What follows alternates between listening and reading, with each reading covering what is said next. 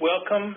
Let me introduce myself. My name is Jason Heath. I am Technical Programs Manager and Assistant Chief Engineer at ORSANCO, and will be giving this presentation. My contact information is below, and I will go through present my contact information at the end of this session if you care to write it down. Let me give you the purpose of this webinar. It's twofold. ORSANCO is proposing several revisions to its pollution control standards for discharges to the Ohio River. And so that is one purpose of this webinar is to receive public comment on that. The other purpose is to receive public comment on ORSANCO's proposal for a variance to FirstEnergy Corporation.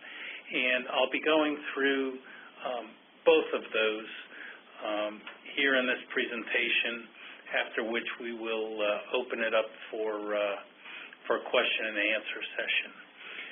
I want to point out that these two proposals are distinct, separate issues. We're bundling them together into these webinars as well as our public hearing for the convenience of commenters, so that you have the ability to comment on both without participating in two separate sets of meetings.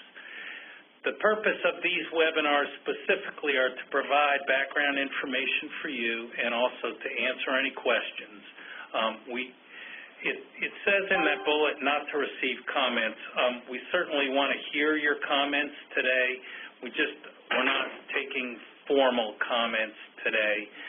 We have put out, and I'll give information on how to submit your formal comments, but the purpose of today is really to answer your questions and let you know what we're proposing.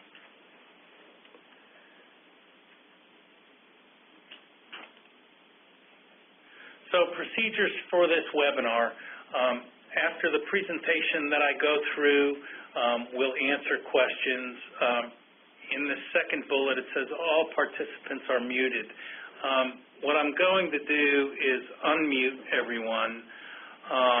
Since there are just a very few participants, I think it would be advantageous to everyone participating, and I invite you to just, as I'm going through the presentation, if you have questions, feel free to stop me and ask a question, and as long as that's manageable, we'll continue with this webinar in that fashion. Let me go about doing that. All guests have been muted. All guests have been unmuted. Okay, so I believe everyone now is unmuted, and as long as we don't receive many more participants in the next few minutes, it should be manageable. As I go through the presentation, feel free to stop and ask me any questions that you have. So just briefly, who is ORSANCO?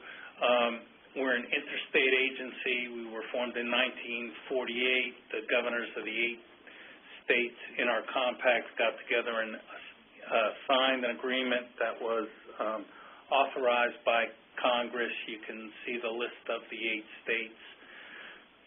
Our policy board of directors are 3 commissioners from each of the 8 states, as well as 3. They are appointed by the governors, and there are 3 federal commissioners appointed by the president. They set our policy. Funding comes from the states as well as the USEPA, and we currently have a staff of approximately 23 that carries out our routine programs. Just a little background on the compact. That is the authorizing document that formed ORSANCO and specifies our authorities. It's incorporated into the laws of each of the member states as well as into federal law, and Article 6 of that compact authorizes the Commission to adopt rules, regulations, and standards, and we are proposing some revisions to the standards here, which is why I call out that article. The guiding principle of the compact really is that waste discharge from one state shall not harm the waters of another state. Another significant guiding principle is that it's our responsibility to protect the beneficial uses of the Ohio River, drinking water, for aquatic life, for fish consumption, as well as for contact recreation, and those uses are called out in the compact as well. The broad program areas that ORSANCO operates regulatory, which is primarily what we'll be talking about today, and that's done through our pollution control standards. Probably the biggest budget item for ORSANCO is our monitoring and assessment programs. We have an extensive monitoring network and assess that data on a regular basis. Spills detection and response is another very important area that we operate. We try to conduct studies that you might consider to be applied research type studies. And then we have our public involvement programs such as the River Sweep, our mobile aquarium, and volunteer monitoring program. And you can get information on our website on all of these programs more extensively. So why do we review our standards? We try to keep our standards as up-to-date as possible, so we go through a review at least on a every 3-year basis. More up-to-date science information becomes available, new problems are identified, new concerns, and we like to try to stay consistent with our states as well as with US EPA. And so there are a number of reasons why we revise these on a regular basis. Proposals under consideration that we are now accepting public comment on. As I said earlier, there are two main components of this request for public comment. One is our proposed revisions to our pollution control standards, and as a separate issue, we are also proposing to grant FirstEnergy a variance. And so we are accepting public comment on both of those issues. You are welcome to comment on number one, number two, or both of them. We're interested in receiving comments on all of them. So I'm going to start with number one, proposals for revisions to our standards. And let me just emphasize before I get started, these are just proposals. The schedule is that the Commission will act on these proposals in October, but not until we've received full public comment on all of these proposals, and all of that public comment will be summarized and provided to the Commission before they make any final decisions in October. With that, I'll start with the first proposed revision to our standards. It's on our section on mixing zone prohibitions for, the slide says BCCs, which stands for bioaccumulative chemicals of concern. These are chemicals that tend to accumulate in fish tissue, and the concern is for human consumption that these contaminants bioaccumulate in fish, and is it safe for people to eat those fish?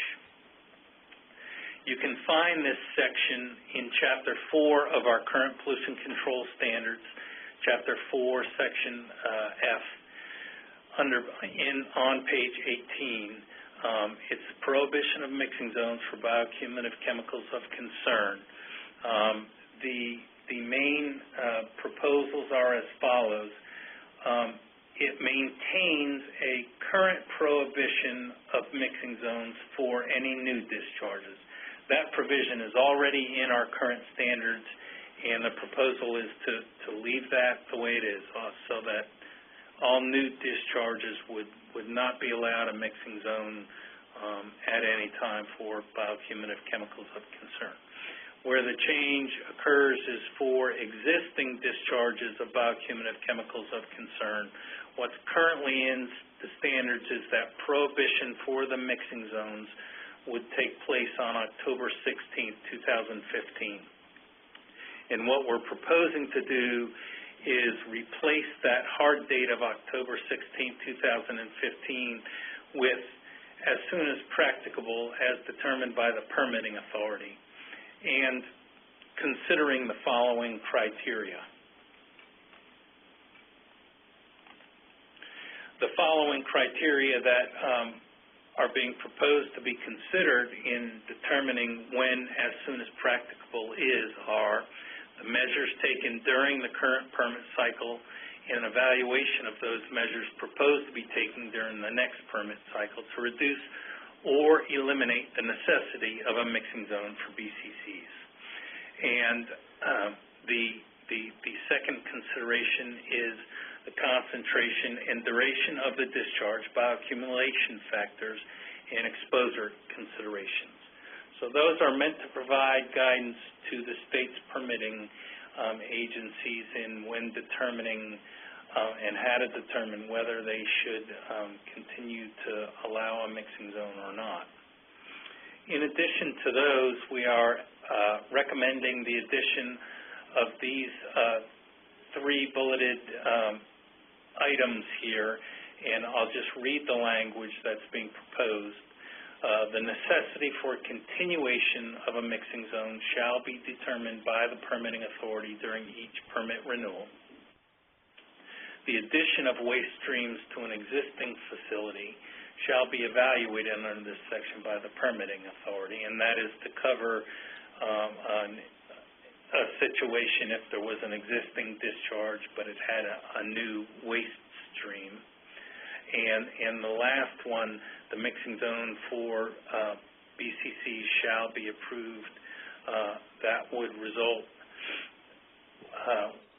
not result in a violation of any water quality standard or designated use impairment, so that if it's going to cause a water quality violation or a designated use impairment, then it would not be allowed.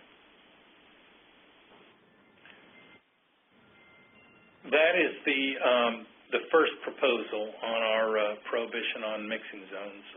I would welcome anyone to ask a question or make a comment now or at a later time during this webinar. If not, I will move on to the next proposal in our standards. Holly Gathright, I would like to know what the initial impetus was for this change from a hard date to the as soon as practicable, which is rather vague. Why? Well, I think for one thing, we're seeing that some discharges that were not going to be able to meet that criteria by 2015, but that were working fairly hard towards meeting that criteria. And the other thing, we felt that the states who write the actual discharge permits would be in a much better position to make a determination about when would be the most effective time for them to have their mixing zone eliminated. I'll comment later. Thank you. Are there any more questions on that first proposal? Okay, the second proposal in the standards is for the total mercury water quality criterion. revision of the standards can be found in Chapter 3.3.B on page 16 under the section Criteria for Human Health Protection, and it includes a Mercury criterion that is specified as not to exceed 0.000012 milligrams per liter. The proposal for revision is there's no proposal to revise the numeric value of the 0.000012 milligrams per liter. However, they are proposing to accept public comment on the section not to exceed part of the criterion. The criterion is there to protect against bioaccumulation in fish tissue, which happens over a period of time. It doesn't happen instantaneously. So the question is the not to exceed the right time frame under which to apply that numeric criterion. And so we're asking the public to provide their input on that section. We're also asking that we receive public comment on for all of our numeric criteria on that issue as well, and I'll talk a little bit more about that in a few moments. So if there are no questions, I can take questions on that proposal, and if not, we'll move on to the next proposal. Okay, the next proposed revision under total dissolved solids, that provision can be found in Chapter 3.3.E under Human Health Protection, and that provision is that total dissolved solids shall not exceed 500 milligrams per liter at Ohio River drinking water intakes. We're not proposing any substantive change to this criterion, not to the number or how it's applied, but we are proposing to clarify a footnote in the summary table, which can be found on page 11, and that summary table has a footnote that says the criterion applies at intakes, and we're just going to add drinking water to that to clarify that when we say at intakes we mean drinking water intakes. And that's the extent of that proposal. If there are no questions there, I will move on to the next proposal. The next proposal is the Aquatic Life criteria for the protection, or ammonia criteria for the protection of aquatic life. That can be found in Chapter 3.2.E on page 13. And also there's tables located in Appendix A of the standards as well. These ammonia criteria are for the protection of aquatic life. The USEPA has national recommended criteria, and more recently they have recommended new criteria that include more stringent protections for the presence of mussels and snails. And so we are proposing these more stringent criteria, so we're proposing to adopt what the US EPA has recommended, and I would refer you to document 1 that is on our website, and that for the specifics of it. We are including tables for mussels absent for the Ohio River. We're not certain whether there are situations where mussels are absent in the Ohio River, but we are proposing to include those tables, which would provide the states the flexibility to utilize those criteria you know, if someone was able to demonstrate that mussels were absent. That is the extent of the proposal for ammonia. If there are no questions there, I will move on to our proposal to revise our human health temperature criterion. That provision we have a temperature criterion. It's to protect human health. It's 110 degrees Fahrenheit. It can be found in Chapter 3.3, point F on page 17 of our standards. And what that criterion says is it's the maximum temperature at any location where public access is possible, and it shall not exceed 110 degrees. There's no proposal to change the numeric criterion, but we want to clarify that any location where public access is possible applies both inside and outside the mixing zone.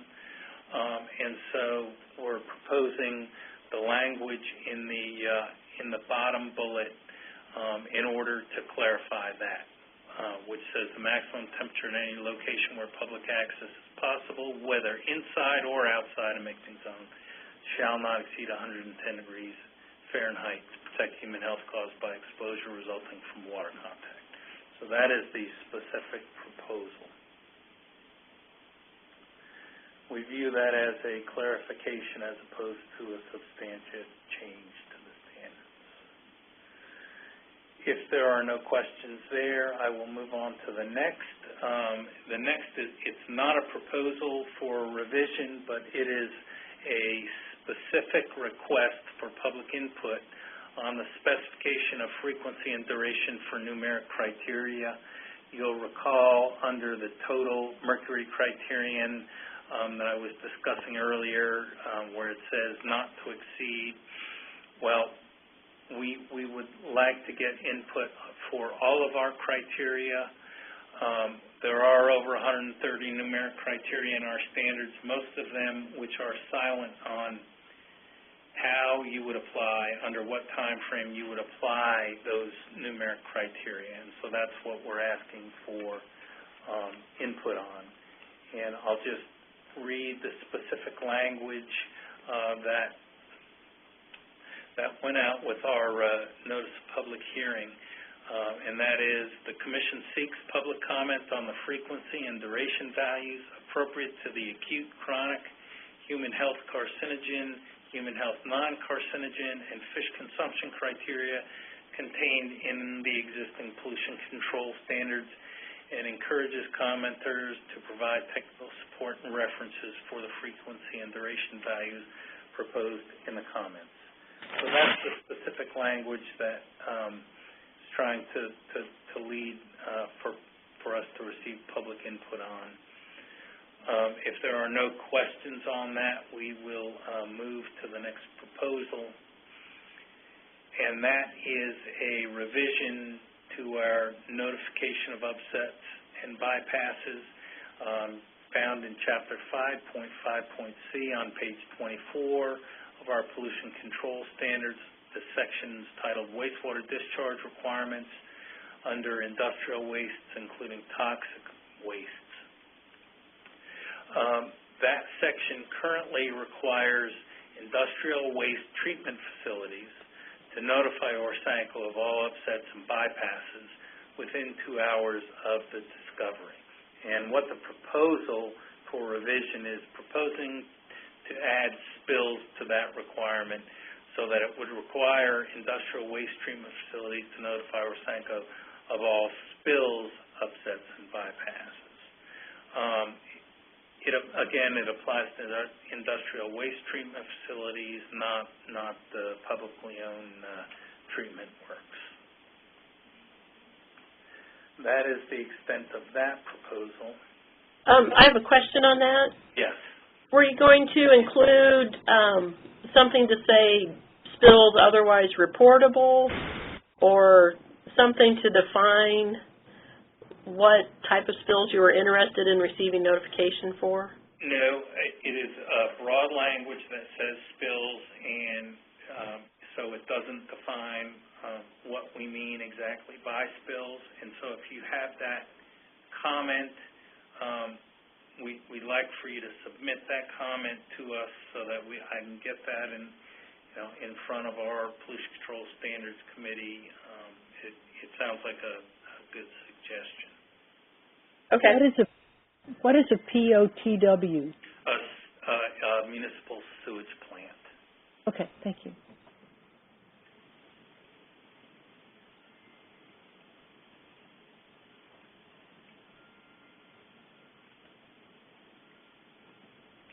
If there are no more questions, that finishes the proposals for revisions to our pollution control standards, and I will move on to the proposal for the FirstEnergy Variance.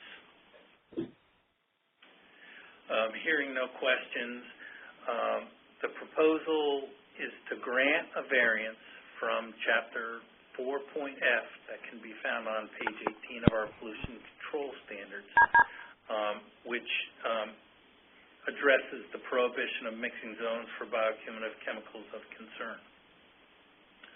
FirstEnergy Pleasance, and we're proposing this for FirstEnergy Pleasance Power Station, located in Willow Island, West Virginia, approximately at our River Mile 160.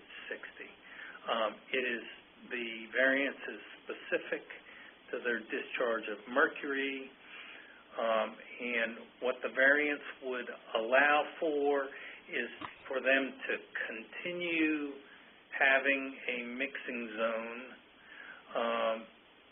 for 2 years past the effective date of the prohibition, which is currently October 16, 2015. So it would give them a 2-year extension past the October 16th deadline. And to give you a few more specifics, it would also set effluent limits based on what they are currently able to achieve. It would set current limits at 0.022 micrograms per liter for a monthly average, 0.044 micrograms for a daily maximum. Their current permit limits are substantially higher than that, 0.187 micrograms per liter as a monthly average and 0.577 for a daily maximum. So while it would allow them to maintain a mixing zone for the next 2 years, it would also require them to meet substantially more stringent discharge limits for mercury than they currently are.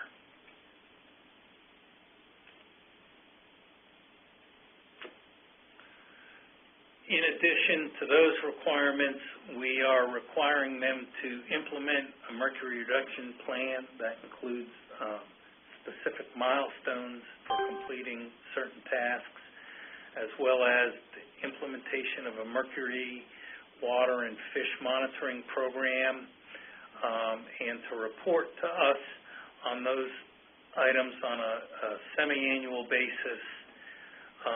The variance language also, the Commission reserves the right to revoke that variance at any time. All of that information can be found on ORSANCO's webpage.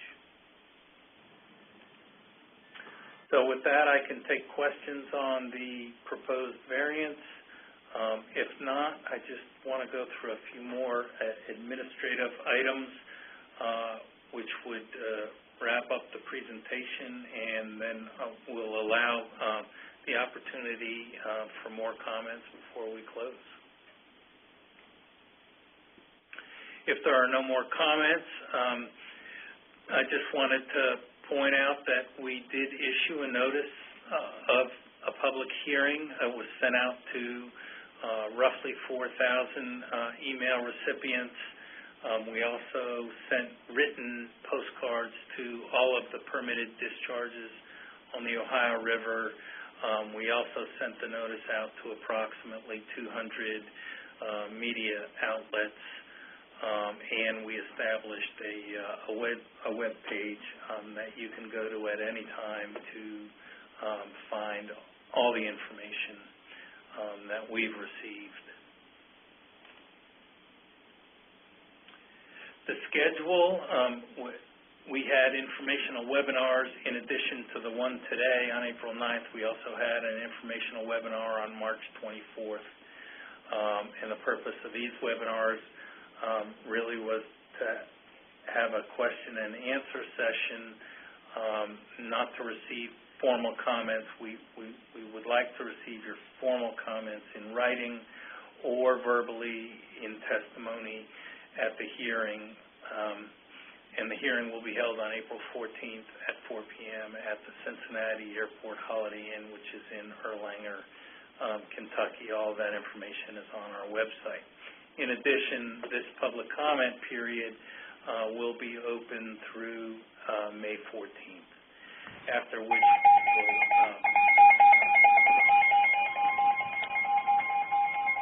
Sorry, we're having a bit of weather. Okay. I'll give it a moment. If it continues, I will just mute you, and then you will have to type your question. I've moved it. If you have, but it sounds like it stopped, so I don't think it'll be a problem. And I'm almost done with the presentation. The public comment period. You know. Excuse me. They usually tell it to me when it's happening. So. Okay. The public comment period will be open through May 14th. Instructions on how to comment. If you would like to attend our public hearing, it's open to everyone. It will be held at the Cincinnati Airport Holiday Inn in Erlanger, Kentucky, beginning at 4 p.m. next Tuesday, April 14th. If you can't attend, and we want to receive your comments, please do so in writing. You can do that two ways. You can send it in email to this address, pcs@orsanco.org, or you can send it to our mailing address. Both the email and the mailing address are on our website as well. If you do send us an email, please send it from you instead of having. We don't want to accept emails through a third party where we get a whole batch of emails. We also don't want to receive emails with attachments, and these things are really just to protect the integrity of our data systems here. If you do have something that you want to provide that is very large, please call us or send me an email, and I'll give you instructions on how to do that. The Commission wants to emphasize that when you submit your comments, if you have scientific information, data, you know of whether you've generated it or whether you know of others that have generated such information, if you could refer to it or provide it, it would be helpful in us understanding the basis for the comment. As I said earlier, all of the materials for these proposals can be found on our website at www.orsanco.org, and it's on our. If you then click on our pollution control standards webpage, you'll get to all the information, or you can simply type in the address at the very bottom there. With that, I will open it for questions, and I've provided my contact information again. If anybody has questions after this webinar and wants to talk to me, you can either email me or call me.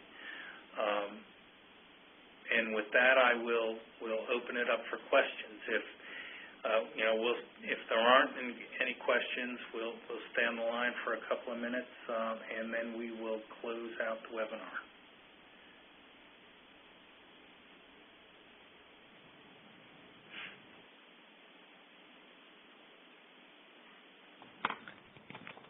Mr. Heath, Holly Gathright again, just to clarify, the earlier recommendation, the recommendation 1, is some of that is to let the states set the standards instead of ORSANCO setting the standards on some of these issues?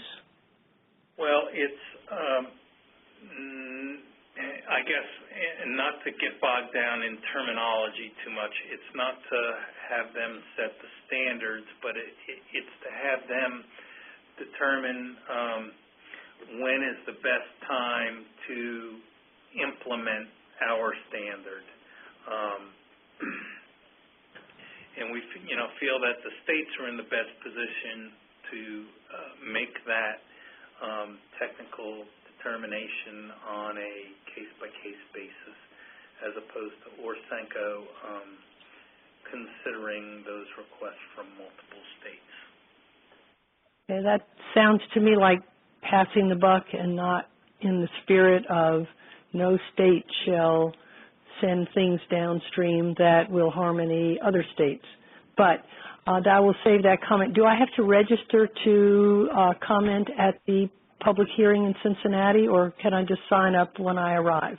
Yeah, we'll just have sign-in cards available, so you don't have to do any kind of pre-registering. Just please attend the meeting and you can fill out a card. We'll have a desk out front, and there with a checkbox at the bottom that says you'd like to make testimony if you wish to do so. Okay. Thank you for your presentation. It was very clear. Thank you.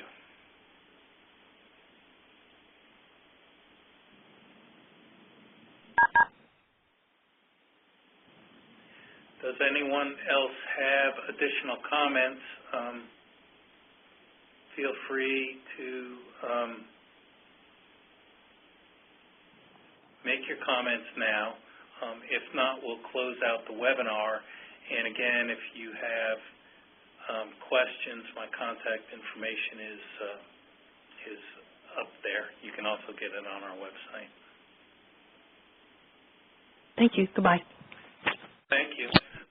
Well, not hearing any additional questions, I am going to close out the webinar at this time. I want to thank everybody for your participation. And again, if you have any follow-up questions, feel free to contact me.